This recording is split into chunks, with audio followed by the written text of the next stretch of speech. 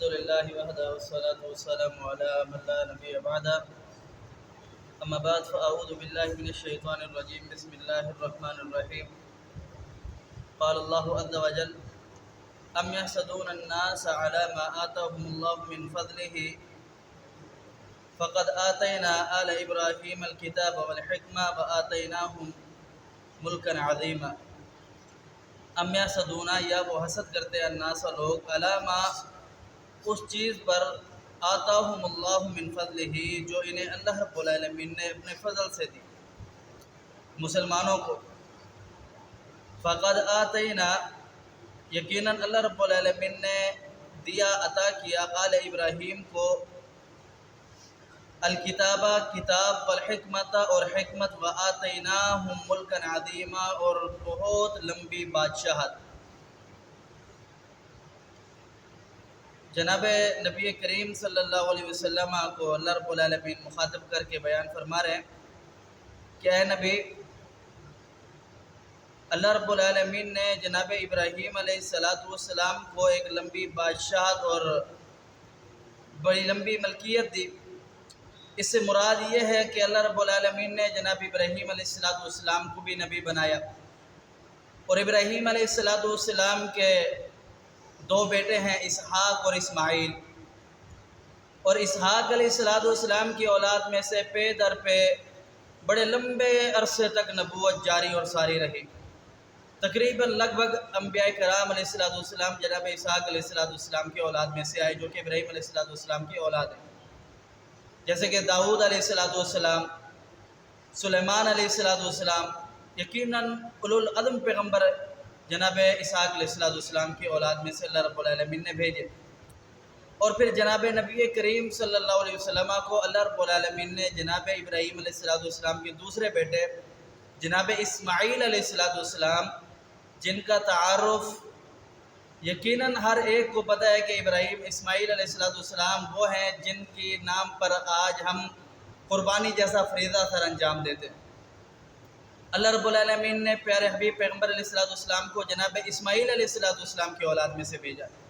اور پھر یہی وجہ تھی کہ جناب اسماعیل علیہ السلام کے اولاد میں سے جب نبی کریم صلی اللہ علیہ وسلم آئے تو اللہ رب العالمین فرما رہے کہ اے نبی صرف اور صرف اسی حسد کی وجہ سے یہ آپ پر ایمان نہیں لے آئے۔ فرمایا ام یحسدون الناس علی ما آتاہم اللہ من فضلہ، یہ حسد کرتے ہیں اس چیز پر جو اللہ رب العالمین نے تم لوگوں پر فضل کیا ہے، کہ اللہ رب العالمین پے در پے اسحاق علیہ السلام کی اولاد میں سے نبوت آ رہی تھی، اور یہ یہودی اس ٹائم کہتے تھے کہ ہم نبی کریم صلی اللہ علیہ وسلم جب محمد احمد آخری نبی آئے گا ہم اس کے ساتھ مل کر کے تمہیں شکست دیں گے اور غلبہ حاصل کریں گے، دنیا پر حکمرانی کریں گے، دنیا پر پھر ہم غالب ہو جائیں گے۔ لیکن جب نبی کریم صلی اللہ علیہ وسلم آئے تو پھر انہوں نے صرف اور صرف اس بات کی وجہ سے انکار کر دیا کہ یہ ہماری قوم میں سے کیوں نہیں آئے، یہ ہمارے جو پے در پے نبوت کا سلسلہ چل رہا تھا اس میں سے کیوں نہیں ہے، یہ جناب اسحاق علیہ السلام کی اولاد میں سے ہے، اس وجہ سے ماننے سے انکار کر دیا۔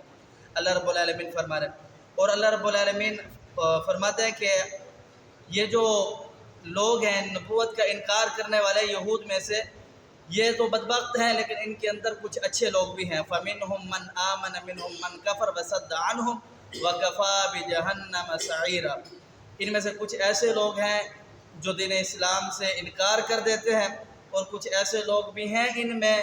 جو تورات کو بھی مانتے تھے، تورات پر عمل بھی کرتے تھے، راتوں کو اٹھ کر کے تورات کو پڑھ کے سجدے بھی کرتے تھے، اور امر بالمعروف نہی عن المنکر کا کام بھی کرتے ہیں، اور اللہ سے ڈرتے بھی ہیں، اور نیکی کے کاموں میں سبقت بھی لے جاتے ہیں۔ ایسے بھی ان میں لوگ ہیں، اور جو لوگ اللہ رب العالمین کی نافرمانی کرتے ہیں، اپنے جی چاہے فیصلے کرتے ہیں، اللہ فرماتے ہیں وَكَفَى بِجَهَنَّمَ سَعِيرًا، اللہ رب العالمین نے ان کے لیے جہنم تیار کر رکھی ہے، وہ ان کے لیے کافی ہے۔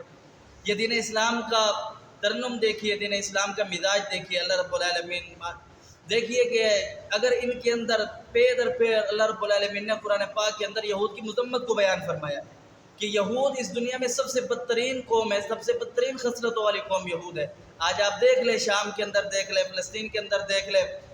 دنیا کے کسی کونے میں بھی دیکھ لیں، یہ یہود مسلمانوں پر ظلم اور جبر ڈھا رہے ہیں، مسلمانوں کو تڑپا رہے ہیں۔ پتہ ہے یہ انسانی حقوق کی بات کرنے والے انسانیت کو روند رہے پاؤں کے نیچے، اس کے باوجود اللہ رب العالمین نے ان کے اندر اگر کوئی اچھائی ہے تو بیان فرمایا کہ ان کے اندر اچھے لوگ بھی ہیں جو اللہ رب العالمین کی آیات کی تلاوت کرتے ہیں، راتوں کو اٹھ کر کے سجدے کرتے ہیں، اور پھر اللہ رب العالمین نے جس کام کا حکم دیا امر بالمعروف نہی عن المنکر سے روکتے اور عمل بالمعروف کا حکم دیتے اور خیر کے کاموں میں سبقت لینے کی کوشش کرتے ہیں۔ اللہ رب العالمین فرماتا ہے کہ اللہ رب العالمین نے ان لوگوں کے لیے جنت تیار کی ہے، اس کے بعد وہ پیارے حبیب پیغمبر صلی اللہ علیہ وسلم پر ایمان بھی لے کر کے آئے ہیں۔ اللہ پاک سمجھنے عمل کی توفیق دے۔ اقول قولی ھذا استغفر اللہ لی و لکم ولسائر المسلمین۔